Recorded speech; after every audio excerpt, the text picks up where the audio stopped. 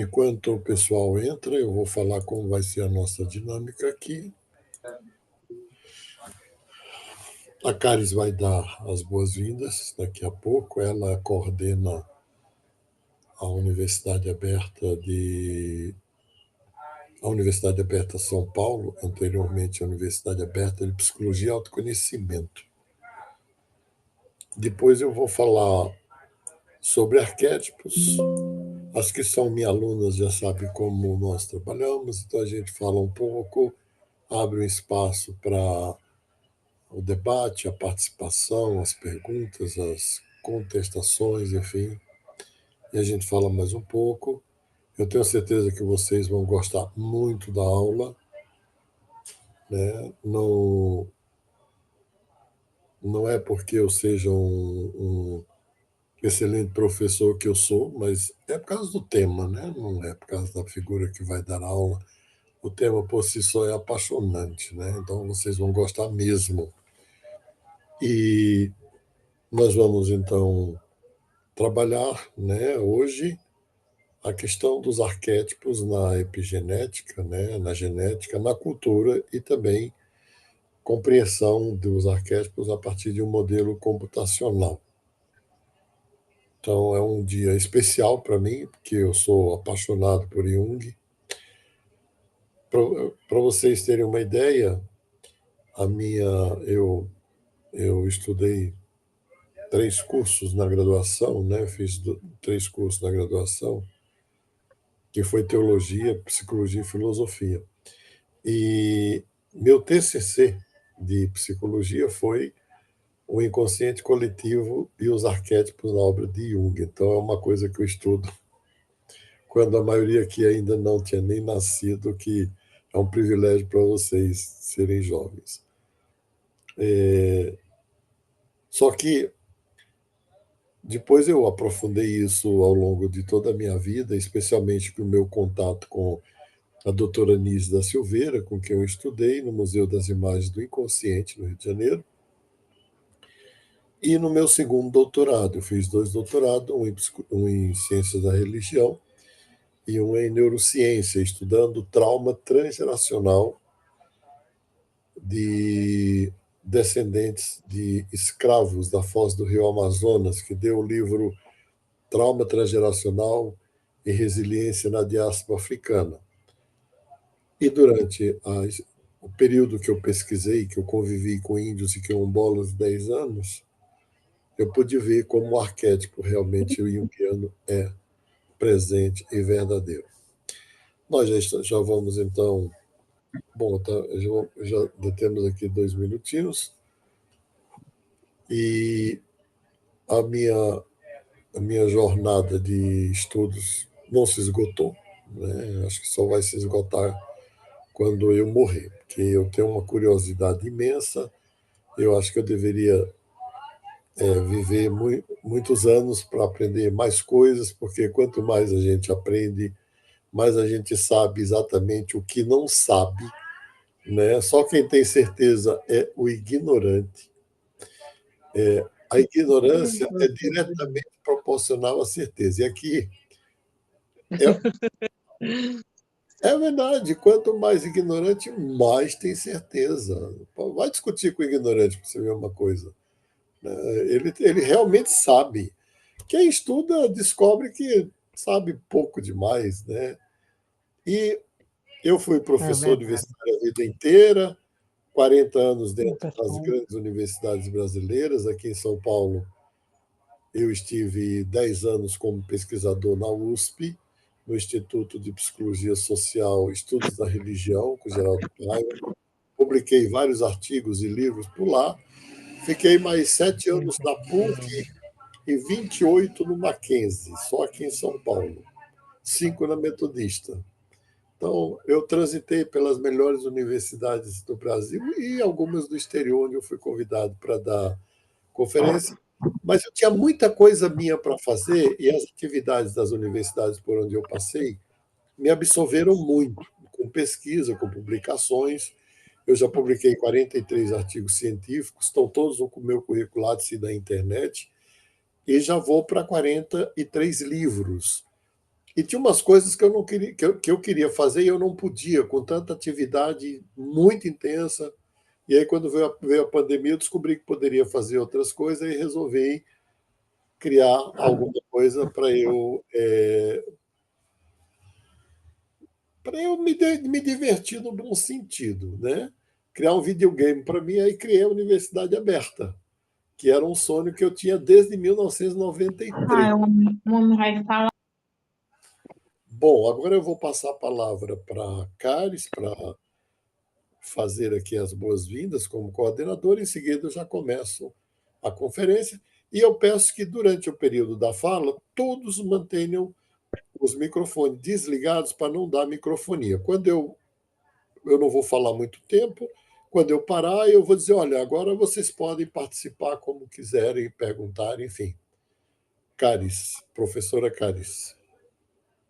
Boa noite a todos e todas. Sejam muito bem-vindos ao encontro do nosso curso de pós-graduação em Psicologia Analítica. É uma alegria imensa estarmos reunidos novamente para aprofundar nossos conhecimentos nessa área tão rica e transformadora. Hoje temos a honra de receber o professor Antônio Maspoli, profissional renomado e com uma trajetória sólida no campo da psicologia analítica. Com sua experiência e olhar sensível, certamente enriquecerá muito nossa reflexão e aprendizagem nessa aula. Aproveito também para lembrar que estamos com as inscrições abertas para novas turmas do curso de pós-graduação em Psicologia Analítica.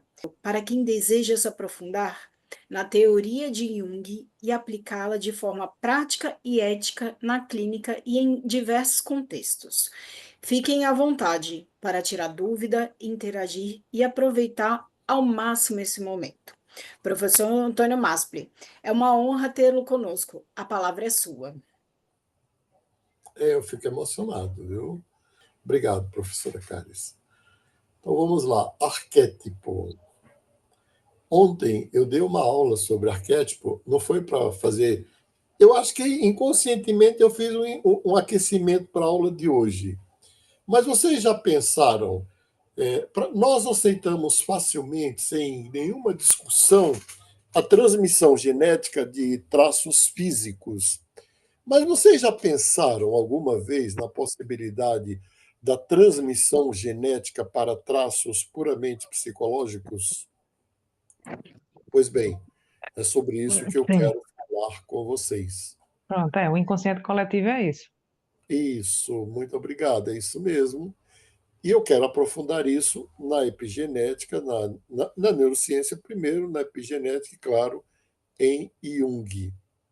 Na neurociência, foi se comprovando mais recentemente, nos últimos 20 anos, a existência de padrões que se repetem dentro da mesma família, geração após geração. Daí, né, um bom analista junguiano, ele começa o seu trabalho exatamente levantando a árvore genealógica daquele paciente.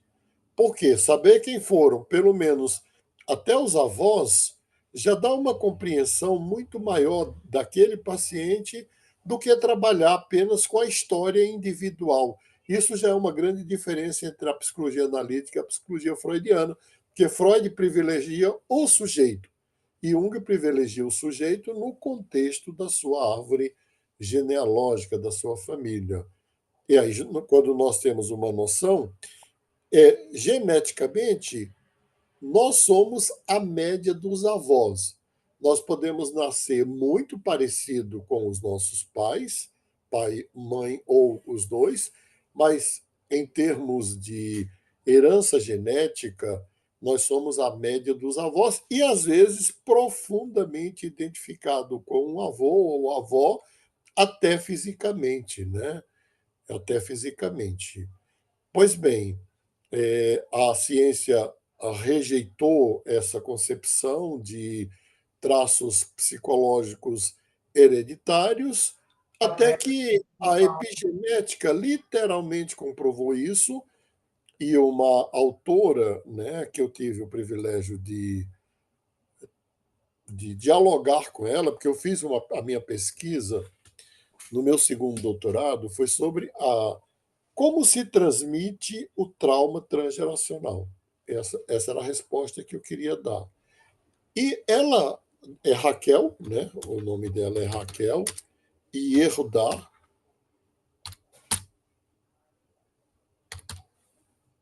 Raquel Yehudá, ela é da Universidade Hebraica de Jerusalém e ela pesquisou, antes de lançar o primeiro artigo dela, ela pesquisou 20 anos as 4 gerações de sobreviventes de descendentes do campo de concentração de Auschwitz e Treblinka, que são os maiores que havia.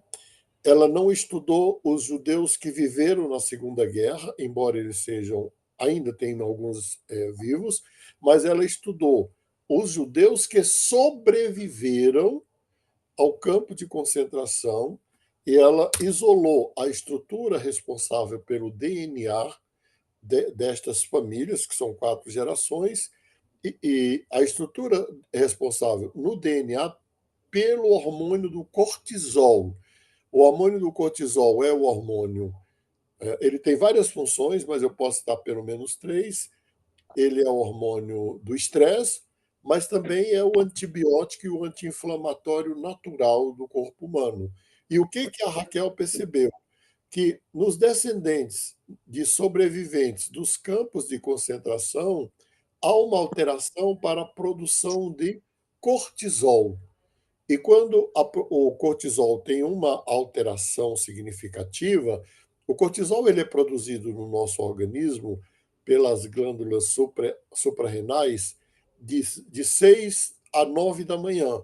Quando há uma alteração significativa nessa produção, nós desenvolvemos uma tendência muito maior ao estresse e desenvolvemos também uma tendência maior a inflamações e a infecções.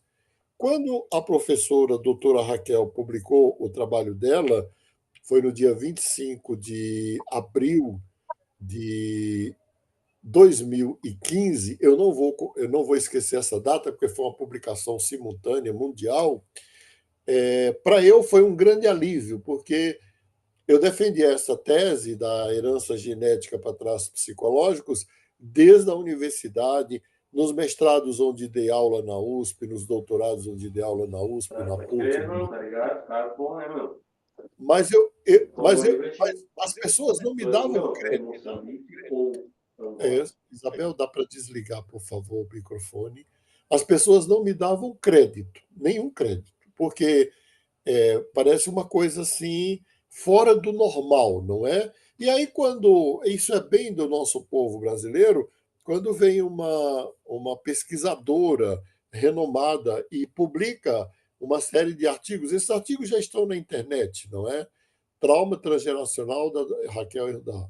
Estão em inglês, mas estão. Aí todo mundo, nossa, que extraordinário. Eu estava aqui pesquisando a transmissão genética do trauma transgeracional. Então, o arquétipo, na verdade, é isso. Jung, quando ele formula o arquétipo, ele não tinha tantas informações e tantos instrumentos que se tem hoje. A formulação do Jung foi puramente intuitiva, mas ele acertou. Quando a gente dialoga, seja com a genética, seja com a epigenética, nós podemos comprovar a teoria junguiana dos arquétipos.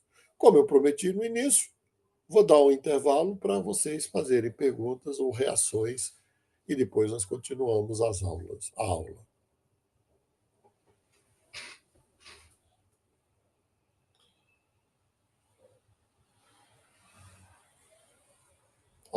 Alguma questão? Professor, boa noite, é a Lília. Ontem o senhor estava falando sobre as questões herdadas, né, dos avós e sobre o seu neto. E Isso. aí, então, eu não sabia, eu ainda não tinha lido sobre isso, mas eu sempre concluí comigo mesma como que eu sou super similar às minhas avós. Como que eu já, assim, eu já tinha um padrão de pensamento seguinte. Eu tenho um pai e uma mãe, mas parece que eu não pareço meu pai e minha mãe. Que coisa engraçada, mas as minhas avós eu pareço demais. Os avós em geral. Os quatro. A personalidade, características muito deles, assim, olha, e não é dizer que foi só pela convivência, não. Porque, claro que eu ia na casa deles, mas é muito interessante isso, que isso eu vejo muito em mim, né? Não é dizer que é cópia, que eu forcei, ou que eu quis, né, ser daquela maneira, mas eu não me identifico com meu pai, com a minha mãe, em questão de Sim, personalidade. Só da aparência, igual o senhor falou. Só parece. passe a observar a partir de hoje. A aparência é dos pais, mas o software é de algum dos avós, quando não deles todos, né? E o tanto que eu gosto disso, eu acho isso ótimo, maravilhoso, Eu, excelente. eu fui o neto homem mais velho e minha avó tinha, a avó paterna tinha um verdadeiro xodó comigo. Eu descobri por quê, porque eu era exatamente uma cópia do vô. Então, E agora eu estou entendendo isso muito todo o mais, amor que depois ela de tinha pelo vô, ela também repartiu comigo, porque era igual, eu olhava, era igual. Até a gargalhada era igual, o jeito de rir, de falar, de ser, enfim. Mas eu acho isso legal porque, pouco a pouco, Jung vai se tornando conhecido no mundo. Eu publiquei um pequeno trecho, eu estou absolutamente surpreso, porque eu publiquei um pequeno trecho de uma entrevista do Jung, dado à BBC de Londres, no início de fevereiro. Até hoje, esse vídeo já foi visto por 11 milhões e 500 mil pessoas no mundo. Então, você tem hoje um interesse muito grande na obra do Jung. Mais alguma questão? Alguém quer fazer alguma pergunta? Bom, os Professor, vou arquivos. Pois perguntar não. aqui, o senhor falou que o Jung intuitivamente desenvolveu a teoria, né? Sim. E ela é bastante similar agora à que estão comprovando com a epigenética. Mas por ele ser psiquiatra, ele não fez nenhum exame concreto, físico, em relação a... Não tinha como, porque esses exames teriam que ser feitos com neuroimagens, com os. Não se sabia, por exemplo, da existência dos mediadores químicos, como se sabe hoje, né? Tudo isso é de 30 anos para cá. A ideia de o que eles sabiam, e eu sei, eu posso dizer isso porque eu me formei, já tem 42 anos, então entrei há 47 anos na faculdade de psicologia. O que se estudava na faculdade de psicologia era muito mais a, o sistema nervoso central, especialmente o cérebro, como a partir da concepção de energia elétrica, das trocas de energia. Então, pensava-se, eu aprendi, né, que as trocas energéticas entre as sinapses eram trocas de energia, de carga mesmo, mais e menos, né? A diferença intracelular do sódio e do potássio dentro do neurônio produz uma descarga elétrica. Depois que eu saí da universidade, mais recentemente, de 30 anos para cá, descobriu-se que não é só descarga elétrica, são substâncias químicas chamadas de neurotransmissores ou substâncias hormonais, que também são, é bom que se diga, quando se fala mediadores químicos, a gente tanto está falando de ocitocina, né, adrenalina, noradrenalina, serotonina, endorfina, mas está falando também dos hormônios, como o cortisol, como os hormônios tireoidotróficos, mas também os hormônios sexuais, os hormônios, todos os hormônios, né? A insulina, né? Tudo isso dá a sensação de equilíbrio. Pois bem, aonde se comprovou a tese do Jung antes da epigenética, da genética, foi no Museu das Imagens do Inconsciente, com a doutora Nise da Silveira, que foi discípula do Jung. Não sei, fica aí para vocês que querem conhecer o trabalho dela. Fizeram um filme recentemente, que é No Coração da Loucura, que trata da biografia dela até a reforma psiquiátrica. Ela é responsável pela primeira reforma psiquiátrica no Brasil.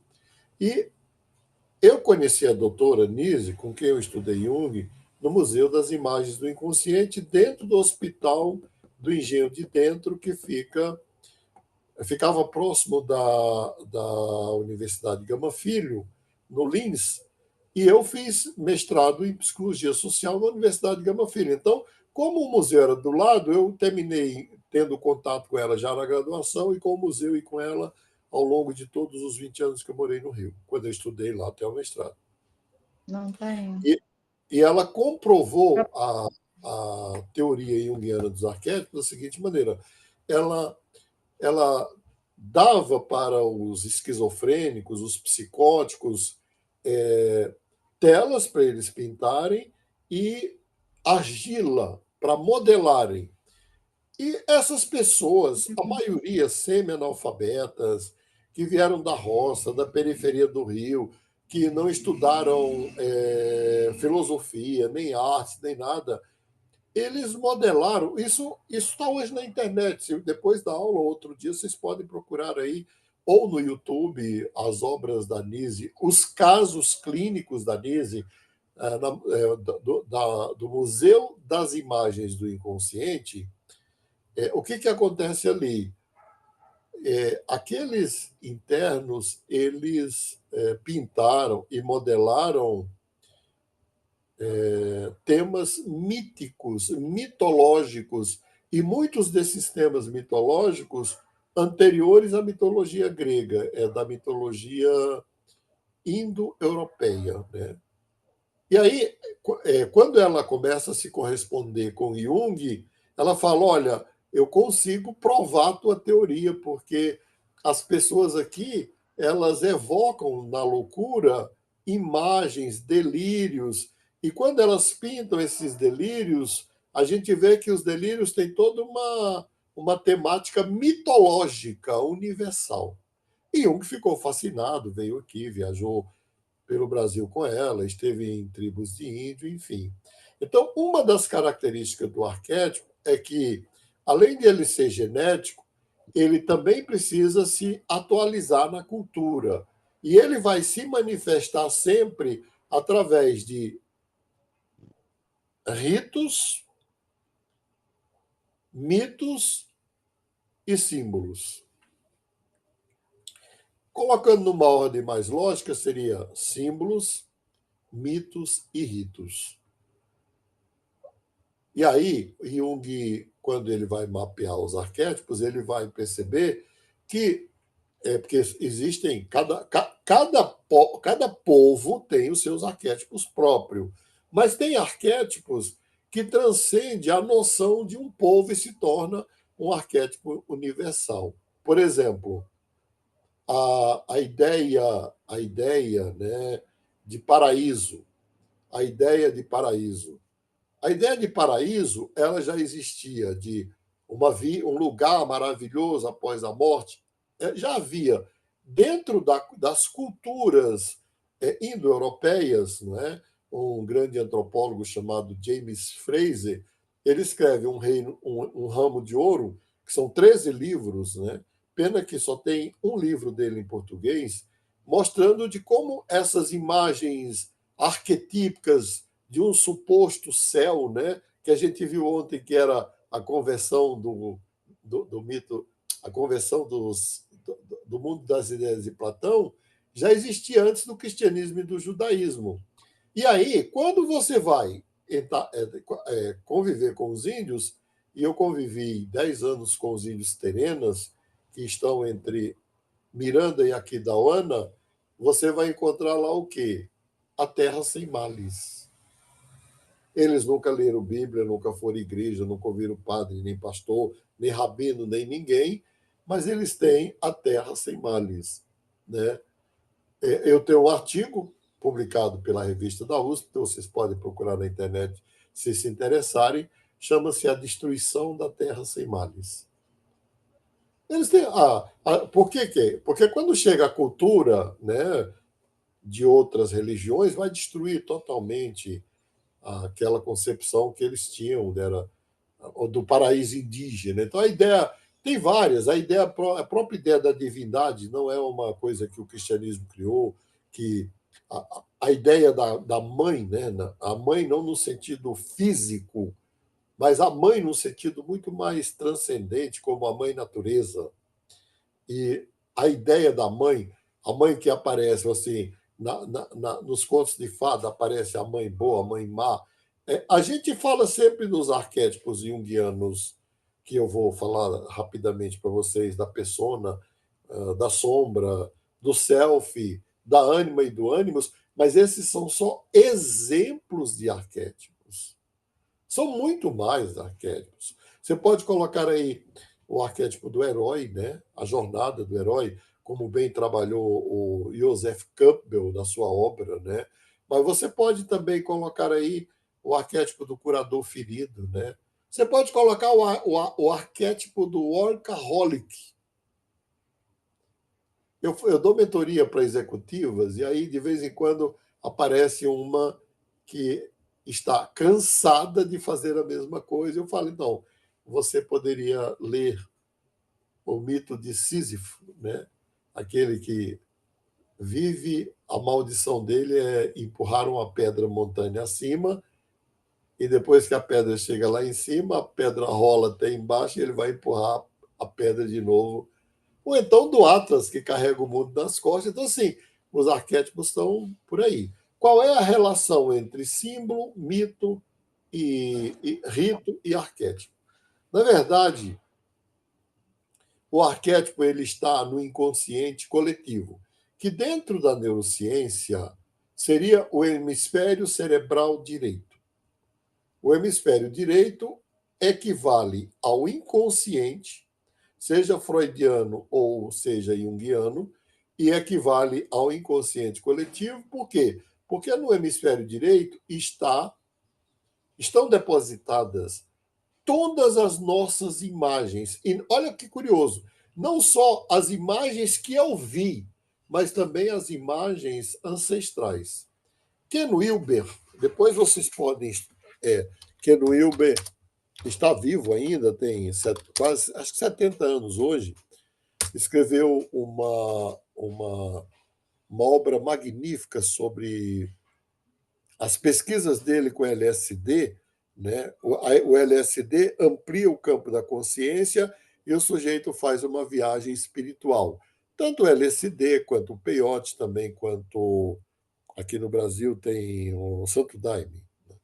Eu já orientei dissertação de mestrado e doutorado do Santo Daime. O que ocorre?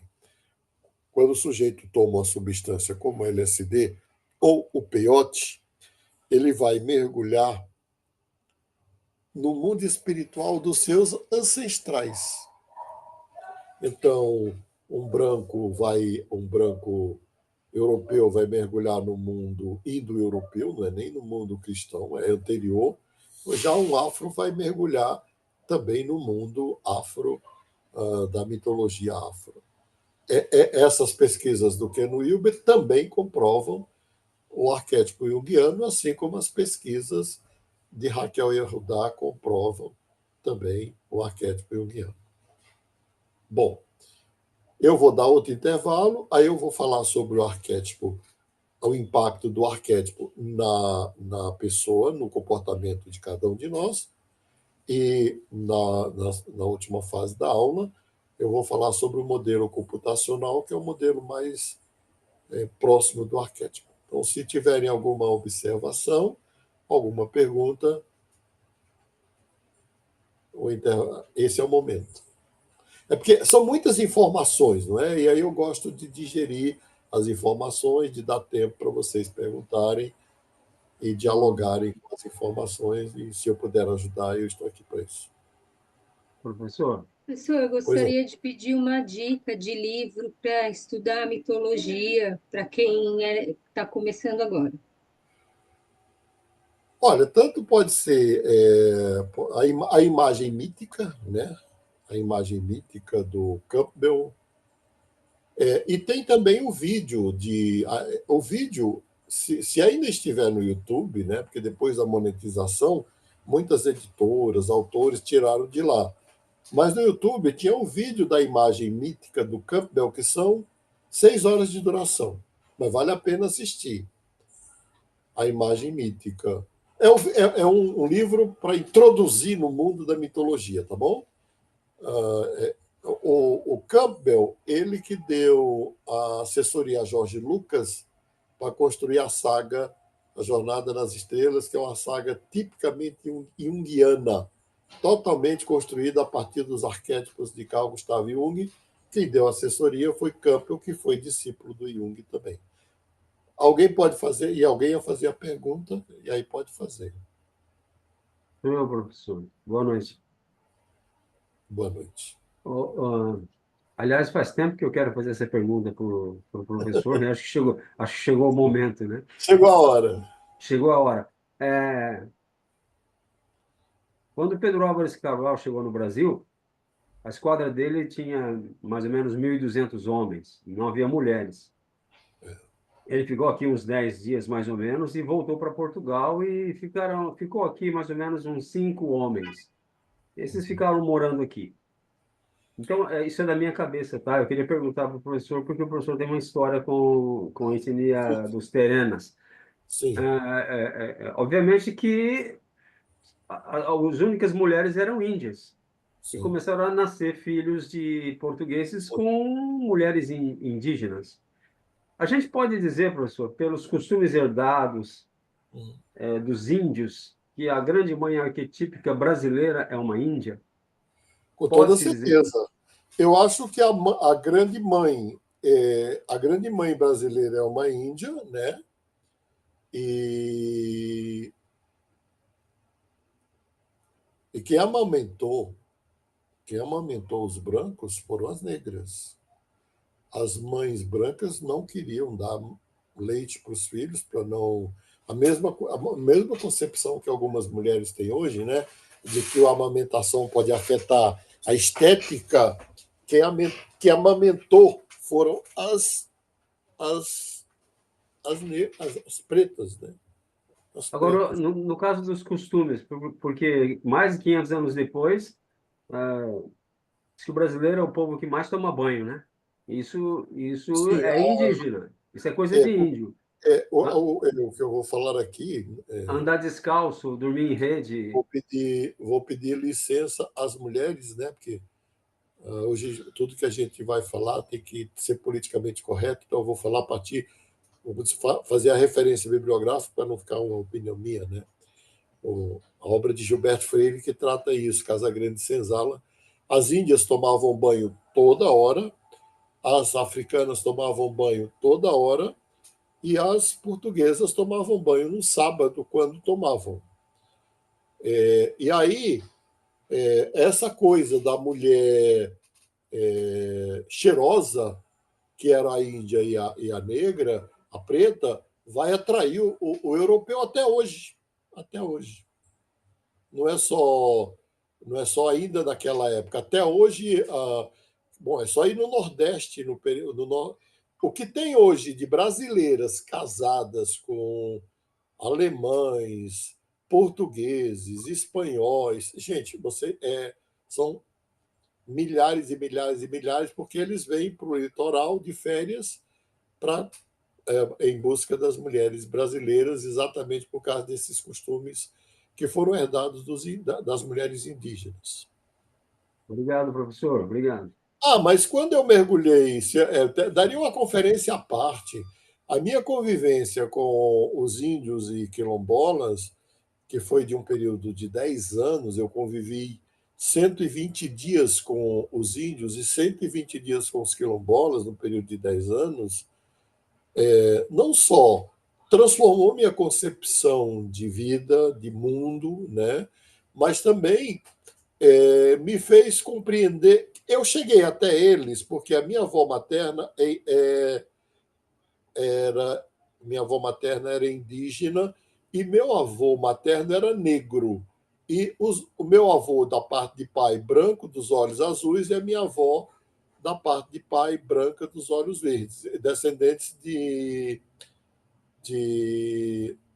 holandeses, né? Daqueles holandeses que foram lá para o sertão, para Recife, e para o sul do Ceará. E eu sempre queria conhecer as minhas raízes, porque eu sempre, na verdade, eu sempre me achei mais índio do que branco, né? Eu tenho muito mais coisas de índios em mim do que de branco, assim, no meu comportamento, na minha forma de ver o mundo, na minha intuição sobre as coisas, não é? Na minha forma de conhecer, né? Enfim.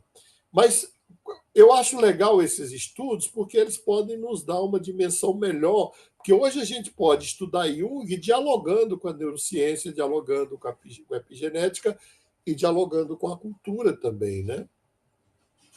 Com a cultura também. E aí, eu falei que ia falar para vocês agora da influência dos arquétipos no comportamento humano. E aí tem um grande perigo. Qual é o perigo? E tudo que eu estou falando, eu estou baseado aqui. Eu estou aqui cercado por Jung de todos os lados. Né? Eu até aqui para vocês. Eu sou professor desde 20 anos de idade, né? Então, olha aqui, ó. O livro vermelho está aqui, né? Eu já li. Fascinante o livro, né? Fascinante. E aí o que eu estou falando aqui não são minhas ideias, são resultado das minhas leituras, das minhas pesquisas, da obra de Jung e de autores neo-jungianos que dialogam com a neurociência. Bem, todos nós temos um arquétipo central, às vezes mais de um. Na verdade, se a gente for pegar Jung, nós podemos dizer que nós temos dois. Um inconsciente e o outro absolutamente consciente. E aquele que o arquétipo inconsciente, ele fica inconsciente na primeira metade da vida, e quando você faz uma jornada de individuação, de autoconhecimento, de aprofundamento de quem você é, o primeiro arquétipo ele é construído no ambiente familiar e na tribo. Já o arquétipo inconsciente é seu. Quando você faz uma jornada natural de desenvolvimento e de autoconhecimento em termos psicológicos, espirituais, né? E tem condição para fazer isso, que às vezes precisa de recursos materiais, e como, não é? O arquétipo inconsciente, ele se manifesta a partir da transição para a segunda metade da vida e passa a dominar a consciência do sujeito na segunda metade da vida. Então, é como se na primeira metade da vida a pessoa fosse um tipo, tivesse uma estrutura psicológica e até de personalidade, e na segunda assumisse outra, às vezes completamente diferente. Daí de onde surgem as grandes rupturas. Na fase de transição da primeira para a segunda metade da vida. Hoje, o meu trabalho na clínica e na mentoria de mulheres empreendedoras é exatamente nesta fase de transição, porque o que na mulher que tem marcadores biológicos, esta fase de transição vai corresponder biologicamente à menopausa, ao período da menopausa. E aí, qual é o problema de ter um arquétipo central e ter um inconsciente? Bom, o primeiro problema é que as pessoas desconhecem que tem, né? E o desconhecimento faz com que você se torne refém mesmo, de estruturas inconscientes. Não é incomum, por exemplo, você atender na clínica pessoas que assumiram ou foram colocadas na família no lugar de bode expiatório. A propósito, lá no site da Uniaberta, na área de artigos, tem um artigo meu sobre o bode expiatório na teologia e na psicologia junguiana. Se essa pessoa não descobrir, não perceber que ela está vivendo o arquétipo do bode expiatório, ela pode levar uma vida inteira só de sofrimento. Só de sofrimento. Porque esse é o lugar que ela conhece no mundo. Quando ela percebe que aquilo, na verdade, é uma estrutura psicológica, não é ela pode se descolar do arquétipo. Então, qual é o grande perigo de se ter um arquétipo e esse arquétipo ser inconsciente? Seja ele na consciência ou no inconsciente de cada um. É a identificação. A identificação é extremamente danosa. É extremamente danosa. Daí, por exemplo, se a gente quisesse pensar hoje já está ficando mais raro, não sei, porque eu acho que as mudanças são muito superficiais ainda, mas imagina que uma mulher se identifica com o arquétipo da grande mãe. Lá na obra da Nise tem uma mulher dessas. Tinha um esquizofrênico que ele era absolutamente agressivo sem a presença da mãe, e ele só ficava calmo com a presença da mãe, e a Nise autorizou a mãe dele a morar dentro do hospício com ele. E o que aconteceu? Esta mulher virou a mãe de todos os internos. Ela era a grande mãe. Aquele homem não se individuou, não se tornou ele mesmo e enlouqueceu exatamente porque ele nasceu e foi apreendido pelo arquétipo de uma mãe devoradora. Tanto que, no caso clínico, que está no YouTube, sobre a grande mãe, lá, o arquétipo da grande mãe da Anísia da Silveira, essa mulher morre, vamos dizer assim, à noite, morre de velha, à noite, e o filho bem mais jovem morre no dia seguinte. Ele não suportou a vida sem a presença da mãe. Então, há um grande risco de você ser dominado por algo que não lhe é conhecido. O arquétipo, nossos arquétipos, nós vamos conhecê-los muito por meio dos nossos sonhos, das nossas fantasias e quando nós temos da nossa produção artística e literária. Então, para quem escreve, para quem pinta, para quem esculpe, como analista junguiano, é uma delícia você atender um artista plástico. Eu já atendi diversos, e ele traz a pintura do sonho, a pintura da fantasia na tela, né? Ele transforma aquilo em objetiva, fica mais fácil, né? Tudo isso que eu estou falando vocês encontrarão na obra da Anísia da Silveira, seja no Museu das Imagens do Inconsciente ou no YouTube. Bom, esse arquétipo consciente, ele é que faz as nossas primeiras escolhas, né? Às vezes ele é construído a partir de fatos concretos da nossa primeira infância. Por exemplo, é muito comum médicos e enfermeiros e terapeutas e psicólogos viverem a sua vida profissional e às vezes até pessoal a partir do arquétipo do curador ferido, né? Eu estou ferido. E aí eu não tenho muita consciência da minha ferida, eu escolho uma profissão na qual eu possa, entre aspas, curar a ferida dos outros. É uma forma de estar me curando. Quando isso se torna consciente, o que muda, né? Eu dei aula, eu digo dei, porque eu dei aula também na graduação durante 40 anos de psicologia e teologia. E formei uma geração aqui no Rio e aqui de psicólogos e teólogos, e de vez em quando eles se reúnem, já hoje muitos são mestres, doutores, profissionais, de repente eles se reúnem para matar a saudade, né? E aí me convidam para ficar uma tarde, uma manhã, e um desses convites se reuniram uns 40 psicólogos e psicólogas, fecharam aqui uma grande panificadora aqui em São Paulo. São Paulo tem umas padarias maravilhosas, né? E me chamaram para dialogar, porque muitos deles transformaram a prática profissional da psicologia num exercício de sofrimento.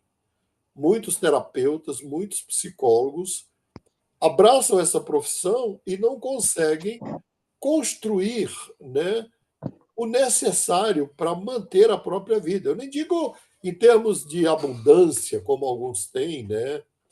Mas de construir, enquanto que na mesma profissão, outros já têm a abundância, não só de recursos, mas também de conhecimento, de tudo. E aí eu falei, levei para eles exatamente, será que você não se identificou com o arquétipo do curador ferido e você está transformando a sua prática profissional numa prática, num ritual de expiação? Bom, pesado, né? Mas Exato. acontece. Eu já atendi um médico. Eu ainda não trouxe nenhum caso clínico meu, nenhum flash, né? Eu vou trazer agora. Meu consultório é ali em Higienópolis, aqui em São Paulo, e eu atendo hoje mais virtualmente. Mas entra um médico lá, cardiologista, 20 anos de formado, membro da Sociedade Brasileira de Cardiologia, fez medicina na USP e fez residência no Hospital das Clínicas, que é da USP. E muito inteligente, logo depois de formado, ele tirou a, o título de membro da Sociedade Brasileira de Cardiologia, um homem atualizadíssimo. E ele me procurou porque, pasmem, ele atendia 1.000 pacientes por mês. Porque ele cobrava muito barato. Muito barato. Ele trabalha em Guarulhos. Eu não vou dizer o nome dele por razões óbvias, mas ele trabalhava em Guarulhos e trabalha lá. E isso esgotou. E a mulher dele foi minha aluna, me orientando de graduação e mestrado, e que é raro o médico procurar psicólogo, né? E convenceu a ele me procurar, e ele veio. E o nosso trabalho foi feito todo sobre arquétipo. Foram 2 anos de trabalho. E nós começamos assim. Eu falei, qual é a sua média de consulta em Guarulhos? Isso tem 5 anos. Ele falou, a minha média de consulta em Guarulhos é R$ 50. Eu falei, tá bom. Aí conversamos, ele me trouxe a demanda dele, ele estava com burnout, não tinha recurso para pagar nada, devendo milhares de dinheiro para o mercado para ir para a Receita Federal. E aí, no final, ele falou assim: eu só estou muito apreensivo, porque eu sei que o senhor é um homem muito competente e tem uma trajetória maravilhosa na psicologia, que a minha mulher já foi sua aluna, foi também sua paciente no passado, e eu não sei quanto lhe pagar. E eu sei que é caro e talvez eu não tenha quanto pagar. Aí tem algumas coisas, eu uso muito ritual dentro da clínica, né? Eu falei, meu amigo, fica de pé. Aí ele ficou de pé. Eu olhei para ele e falei, então você acha que eu sou competente? Ele falou, acho. Acha que eu sou bem formado? Eu falei, acho. E acha que eu mereço ganhar bem? Eu falei, acho. Ele falou, e quanto é que você vai me cobrar? Eu falei, R$ 50. Ele começou a chorar. Chorou igual que o senhor não. Aí ele falou assim, você é foda, né? Eu falei, não é isso que você cobra? Por que eu vou cobrar? Eu não sou maior do que você. Aí ele falou, mas eu não vou lhe pagar R$ 50, eu vou pagar o preço justo. Bom, não precisa dizer mais nada. Essa sessão já mexeu com a cabeça dele, com a carreira dele, com a vida dele, né? E aí nós fomos descobrir o quê? Ele foi criado dentro de uma comunidade cristã para ser missionário e pastor.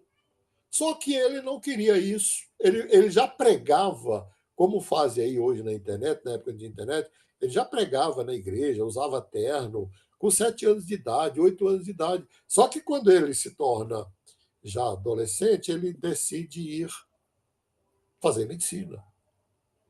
Mas a culpa de não ter ido seguir aquela vocação que a igreja e a família dele criou permaneceu. Então ele se tornou um missionário, né, dentro da medicina. Bom, como é que nós nos distinguimos dos arquétipos nossos? Pela análise. Não tem outro caminho.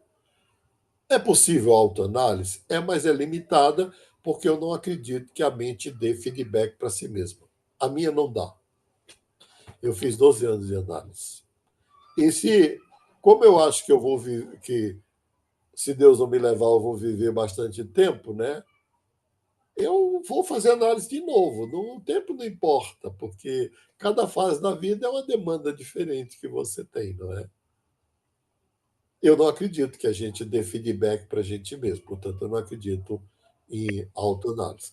Por isso que aqui no curso de pós-graduação, nós temos o tripé da formação. Você tem a base teórica muito sólida, dada por professores até melhores do que eu, sem modéstia, mas você também tem a supervisão e você é obrigado a fazer a análise para poder receber seu título.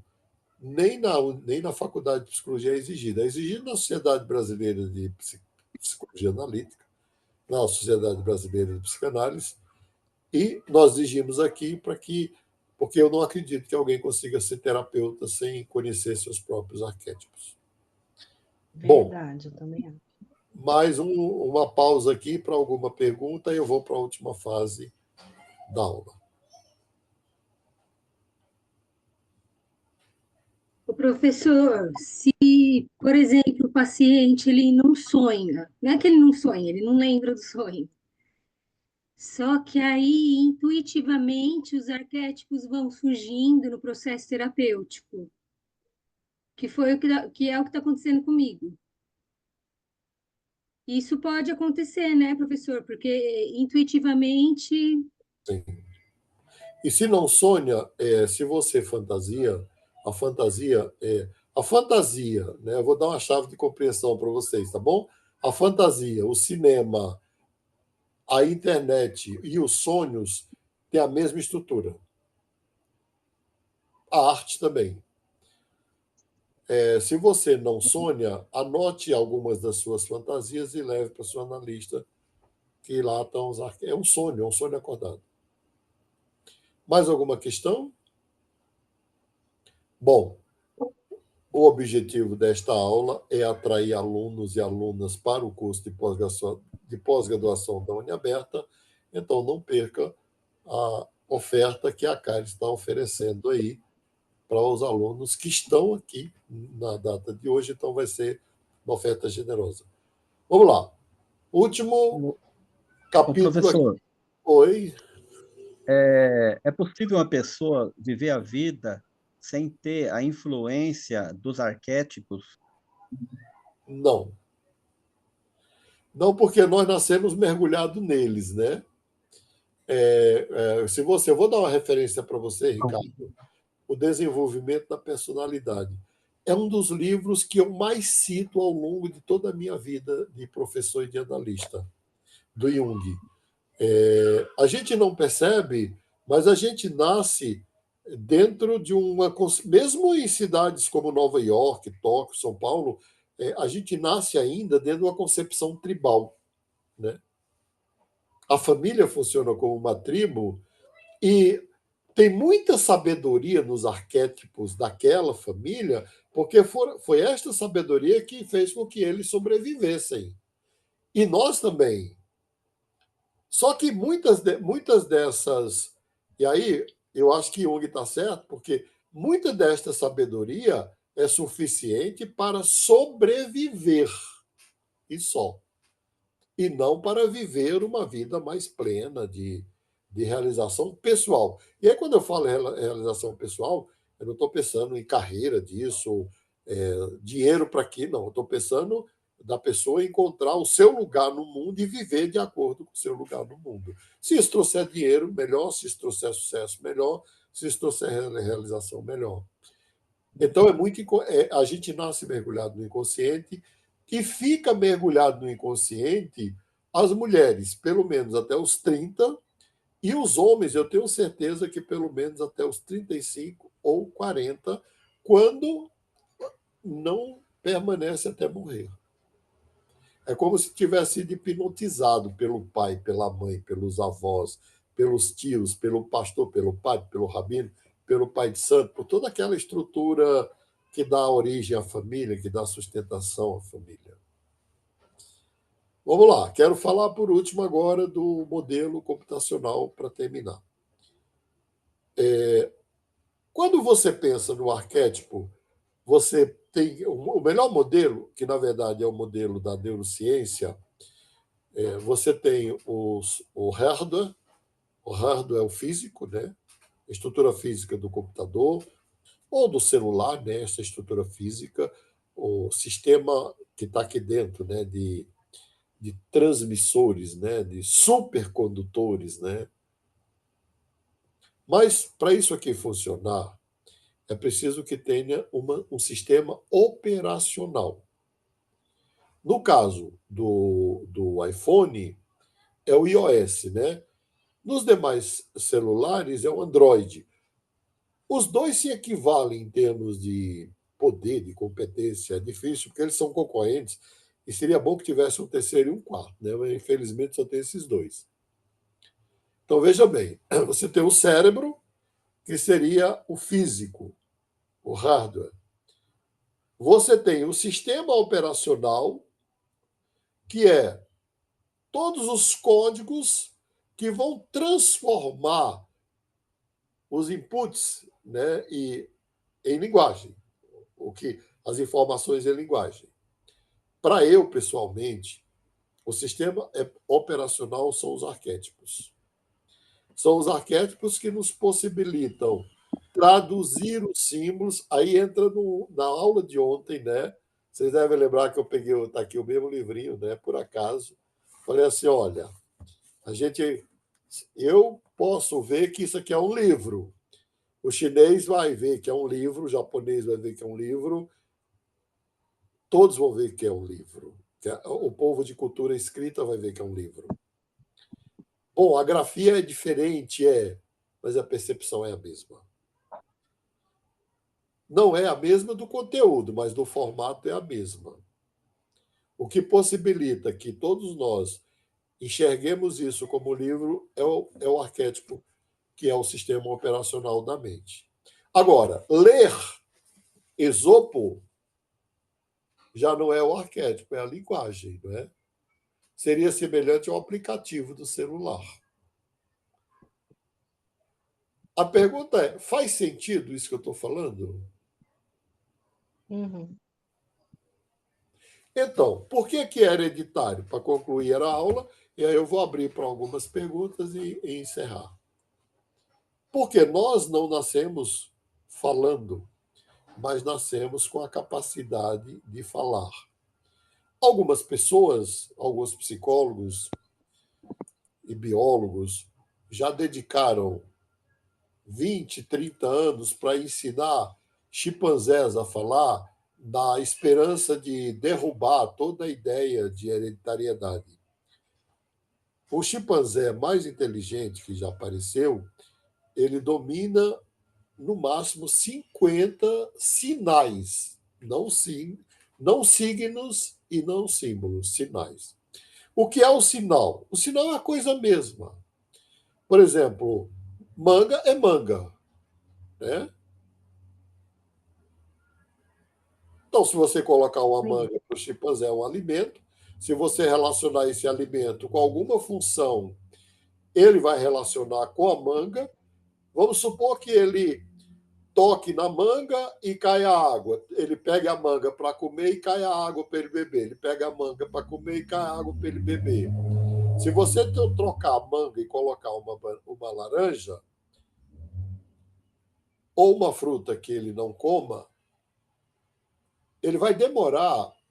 Só o acaso vai fazer com que ele derrube aquilo e a água cai e ele descubra que a água está ali. Então, isso não é um símbolo. O símbolo é mais complexo.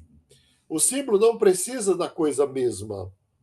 Eu não preciso dizer, olha, eu não preciso. Se fosse para uma criança ou para uma pessoa que aprendeu que a manga leva a água, eu não precisaria colocar a manga ali. Bastaria dizer, pegue a manga.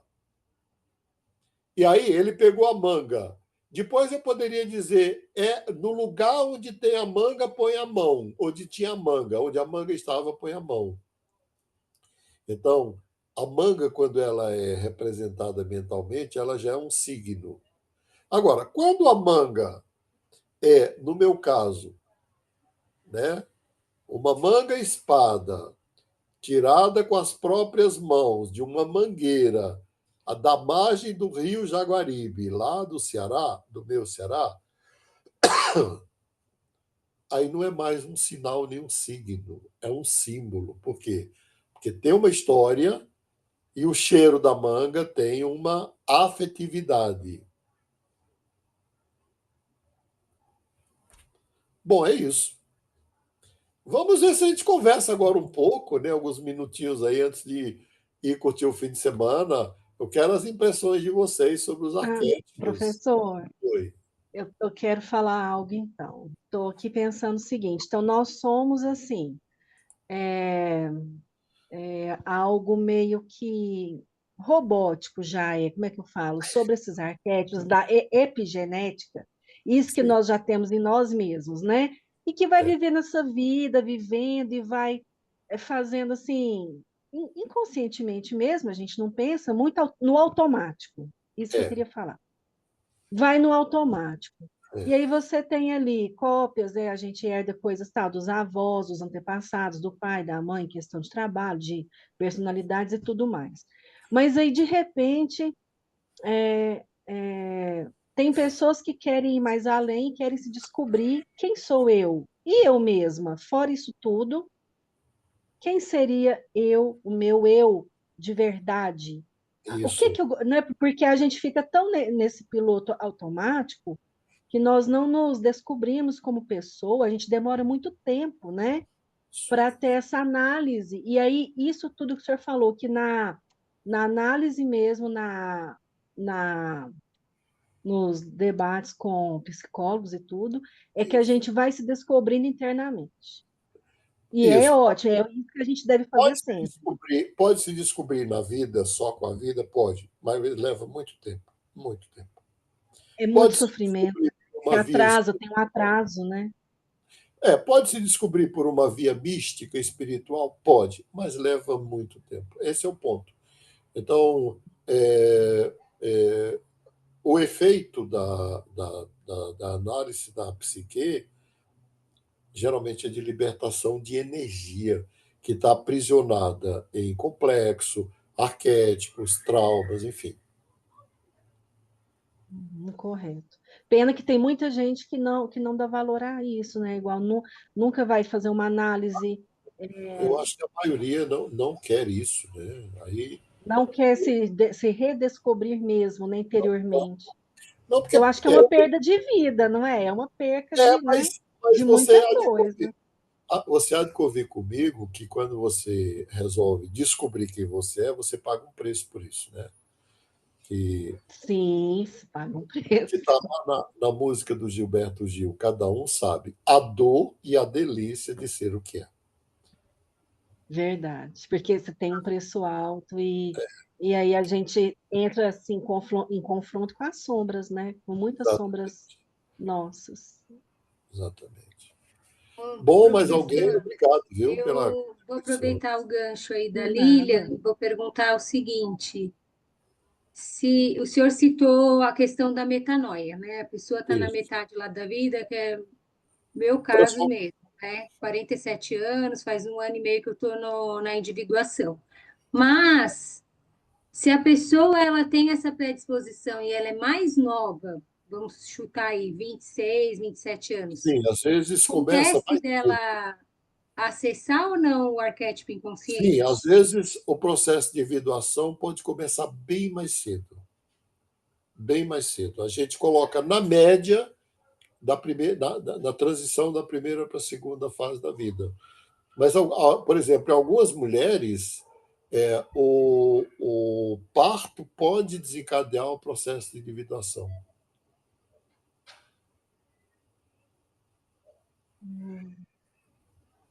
Mesmo? Ah, que interessante. Vamos lá, mais alguém, gente? Vamos aproveitar os minutinhos que Professor, restam. Pois não. Professor, professor, só terminando rapidinho, o arquétipo do inconsciente não é um só, né? São vários. Ah, tá. Alguns que se tornam conscientes. Quem ia falar? minha pergunta era Professor, base... Tá bom.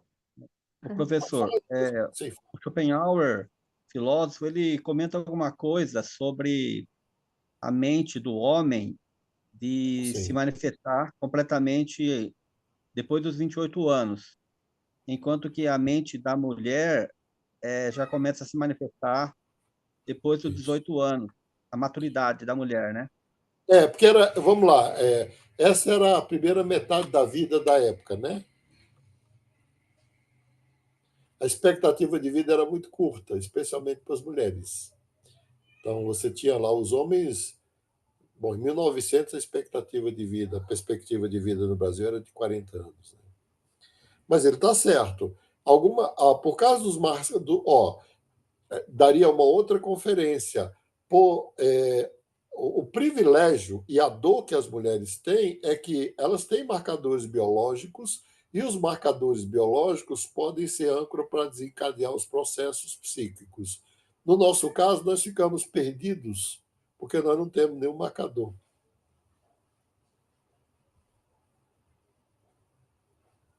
Ah, entendi.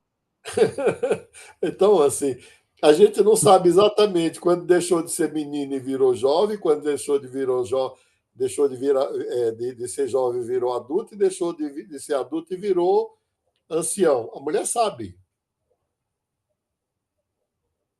É É, interessante. é o corpo, né? O corpo da mulher vai mostrando, né? Vai mostrando, exato. Os Posso processos aproveitar o gancho corporais. aqui, professor? Pois não. Inclusive, tem vários trabalhos voltados para homens que entendem a importância do resgate dos ritos de iniciação para os homens. Perfeito. É, é, isso se perdeu, né? Todo o É, trabalho do Campbell é para isso. Eu acho é a que essência tem. do meu trabalho, inclusive. Oi? É a essência do meu trabalho, inclusive. Olha, tem um livro do Jung que foi lançado fora da obra completa, que é O Homem à Descoberta da Sua Alma. Eu acho que ele foi lançado no Brasil como O Homem Contemporâneo em Busca da Sua Alma ou em Busca de Si Mesmo. Está no Amazon. Entendi. Fora de série, vai ajudar muito você no seu trabalho. Legal. Tinha uma mulher que ia falar. Oi, professor. São 12 arquétipos, certo? Para Jung. 12 arquétipos universais. Quando a pessoa está nesse autoconhecimento, né, nessa individuação, como que é o olhar de Jung? Ela faz o equilíbrio, quando ela identifica qual que é, ela equilibra ele deixando numa faixa melhor, ou ela ressignifica por um outro? Ou vai Na trocando? verdade, o primeiro trabalho é levar o sujeito a se confrontar com esse arquétipo para ele se distinguir do arquétipo. Não tem nada que aquele médico resolva ser um médico humanitário uma vez por semana. Né? Que foi exatamente a solução que ele achou. Né? Você entende? Assim, o primeiro trabalho é se distinguir do arquétipo, né? Que o Jung chama de confronto, né? Que aparece muito na questão do confronto na sombra. Né? Mas também você pode confrontar com qualquer arquétipo. Você pode confrontar uma mulher que domina o filho com o arquétipo da grande mãe. Né? Mesma coisa. Né? Quando isso acontece, né? Aí você pode trabalhar para o equilíbrio. Não tem como aquele homem se libertar dessa influência, desse peso que ele carrega, desse curador ferido. Né? E no caso dele, se aprofundar é muito mais dramático, porque ele realmente viveu uma situação com uma filha dele, ainda estudante de medicina, que a filha quase morreu, e quem teve que cuidar e operar foi ele, porque não tinha ninguém ali. Né? Então é difícil aquilo está intrincado, está entrelaçado na história dele. Mas quanto mais você se distingue do arquétipo e aceita a influência do arquétipo, mas não como você é identificado com ele, você começa exatamente o processo de individuação e vai caminhar em direção ao self, que é a busca do equilíbrio. E aí ele fica somente nesse, ou ele vai passando por todos que tem? Não, ele vai ficar em 2. Aí, quando passa ele ou ela da primeira para a segunda metade da vida, vai aparecer o que predomina. Aí eu posso falar isso aqui, vou pedir licença para vocês, né? Qual foi a escolha da minha mãe para mim? Foi o sacerdócio. A minha mãe, pelas barganhas dela com Deus, sem a minha autorização, ainda bebê ela me deu para Deus, me vendeu para Deus, para eu ser padre. Né? Com 20 anos eu me recusei a ser padre. Mas o menino com 20 anos não contraria a mãe, eu fui ser pastor. Fui pastor presbiteriano por muitos anos. Aí o processo de análise me fez entender que, na verdade, eu nasci para ser um psicólogo. Mas eu vou deixar de ser pastor também. No sentido religioso, eu já deixei há muito tempo. Né? Mas, de repente, na vida, não, porque eu acolho as pessoas, acolho onde elas me procuram. Né? Então, assim, quando eu descobri que a vocação religiosa era o desejo da minha mãe, foi a crise da minha vida. A crise não tem ideia, né? Assim, você investe 20 anos da sua vida, foi dos 20 aos 38. Ainda bem que lá atrás, aí lá no início, assim que eu terminei teologia, eu fiz psicologia, que era a minha escolha. Mas aí, ó, vamos lá, pensa no o cara viver, desculpa a expressão, o cagaço. Porque eu vou contrariar a mãe, contrariar Deus, para ser eu mesmo. Bom, eu não estava contrariando Deus, na verdade, eu acho que Deus queria que eu fosse eu mesmo. A minha concepção de Deus seria essa. Mas você não faz isso sem a ajuda de alguém. Né? Não faz isso. Então, e eu fui muito feliz que quando eu vi essa crise lá atrás, eu fui fazer análise exatamente com um analista que também tinha feito. Ele tem uma influência muito grande na minha vida, que ele também tinha feito doutorado em teologia e psicologia e tinha sido padre.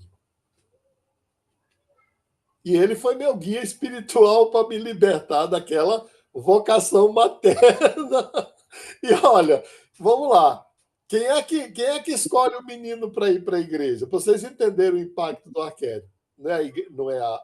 Quem escolhe o menino para ir para a vocação sacerdotal, seja a igreja, o judaísmo, ou lá no candomblé?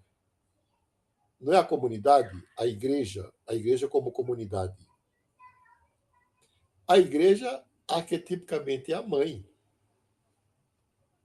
Então, se a mãe diz, olha, eu te dei para Deus, você está ferrado. Você está literalmente ferrado, porque você vai... aí a igreja depois, a comunidade, porque a igreja para mim é comunidade, tá? Não é instituição religiosa. Aí a igreja depois fala assim, nossa, Deus chamou você para ser padre. Agora você, para a gente resumir, imagina a situação de um cardeal desses lá no conclave. Né? Aí chega no final de tudo, eles votam, e aí alguém chega para ele e fala, olha, você é o escolhido de Deus. Eu estou rindo aqui da minha desgraça pessoal, né? De ter que enfrentar. Foi a crise. Eu vivi essa crise com 38 anos. E nunca me libertei dela. Tanto é que, a semelhança do meu analista, eu fiz doutorado em teologia, eu sou doutor em ciência da religião e sou doutor em psicologia junguiana e neurociência. Então, assim, só que na segunda metade da vida, eu tenho o privilégio de dizer, olha, eu estou na vocação que eu escolhi. E eu espero que Deus tenha abençoado. Eu acho que Ele abençoou, porque eu me sinto melhor como terapeuta do que como pastor. Ser pastor, para mim, era uma saia justa. E, gente, Foi um fomos longe. aprendizado a mais. Um aprendizado a mais que o senhor carrega em sua bagagem. Sim, mas uma Bom é saia isso, justa. mas Mas foi uma saia também difícil.